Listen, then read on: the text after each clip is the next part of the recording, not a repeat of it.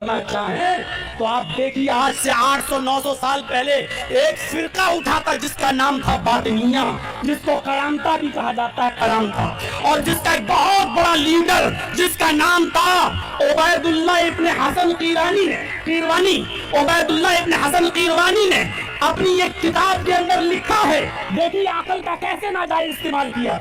उसने लिखा है कि ये कितनी बड़ी बेअक्ली की बात है, ये कितनी बड़ी बदअक्ली की बात है कि लोग अपनी बहन से निकाह न करें और दूसरे की बहन बेटी के साथ निकाह कर लें, जबकि बहन अपने भाई के मिजाज को जानती है, उसके मिजाज से वाकिफ है, वो जानती है मेरे भाई का गुस्सा कब आता है, वो जानती है कि मेरे भाई का गुस्सा कैसे दूर होता है। एक बहन अपने भाई के मिजाज से अच्छी तरह वाकिफ है, वो खूबसूरत भी है, वो हसीन है और जमील भी है, लेकिन ये कितनी बड़ी बदअक्ली की बात है कि एक भाई अपनी खूबसूरत बहन को और हम मिजाज बहन को छोड़कर दूसरे की बहन से शादी कर लेता है और अपनी बहन को किसी दूसरे के हवाले कर देता है। जबकि फिर आगे लिखता है, जब हमारी बहन हमारे लिए खाना बना सकती है, हमारा परेशानी में सर दबा सकती है, हमारे लिए बिस्तर बिछा सकती है, हमें दवा खिला सकती है, हमारा मजबूरी और परेशानियों में हमारा ख्याल रख सकती है, तो फिर शादी करके उसके साथ जिनसी तस्कीन और जिनसी लज्जत हासिल क्यों नहीं की जा सकती है। और आगे वो लिखता है, ये कितनी बड़ी बेवकूफी की बात है कि अपनी हसीन और जमील और खूबसूरत सरमाए को और हसीन और जमील बहन को किसी दूसरे के हवाले कर दो और दूसरे का कबाड़ खाना उठाकर अपने घर पे ले आओ। ये इसी अकल का नाजायज फायदा हुआ।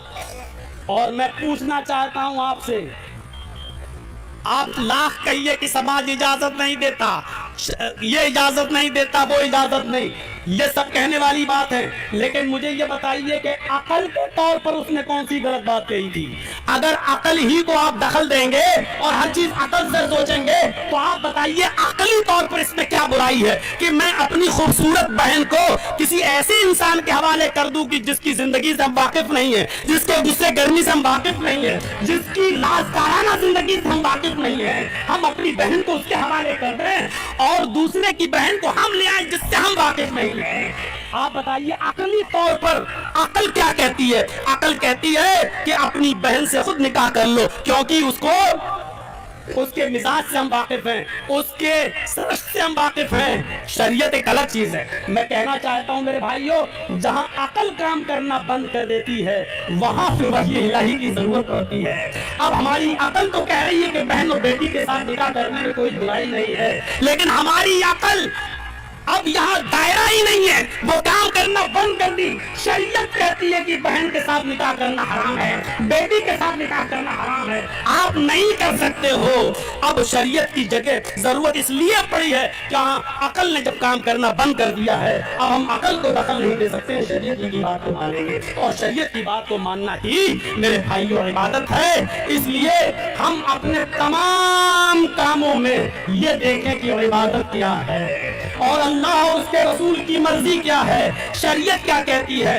अपने आप को सरेंडर कर देने का नाम इबादत है। अल्लाह ने और उसके रसूल ने जब कहा है खाओ तो खाएं, जब कहा पहनो तो पहने, जब कहा बैठ जाओ तो बैठ जाएं, जब कहा सो तो सो जाएं, जब कहा उठो तो उठ जाएं, जब कहें नमाज पढ़ो तो नमाज पढ़ें, जब कहें कि इस वक्त नमाज पढ़ना हराम है, मना है, तब रुक जाएं, जब कहें रोजा रखो तो रोजा रखें, जब कहें कि इन दिनों में रोजा रखना मना है तो हम छोड़ दें। इसी का नाम शरीयत है, इसी का नाम इबादत है और इसी इबादत में मेरे भाइयों अकल को दखल नहीं है। अब शरीयत में वही चलेगा, अगर मक्खी हमारे खाने पीने की चीज में गिर जाए तो अल्लाह के रसूल फरमाते हैं उसको पकड़ के पूरा डुबो दो, क्योंकि जब वो खाने में पीने में गिरती है पानी में तो वो अपना बीमारी वाला पर डालती है। अल्लाह ने उसके दूसरे पर में शिफा रखी है, जब आप उसको पूरा डुबो दोगे तो उसकी शिफा उस बीमारी को काट देगी। अब हम अपनी अकल को दखल न दें, साहब मक्खी गिर गई, अब हम ये खाना कैसे खाएं, नहीं उसको हटा दें, ये कर दें। शरीयत ने कह दिया हमें मानना है, शरीयत ने कह दिया कि लड़का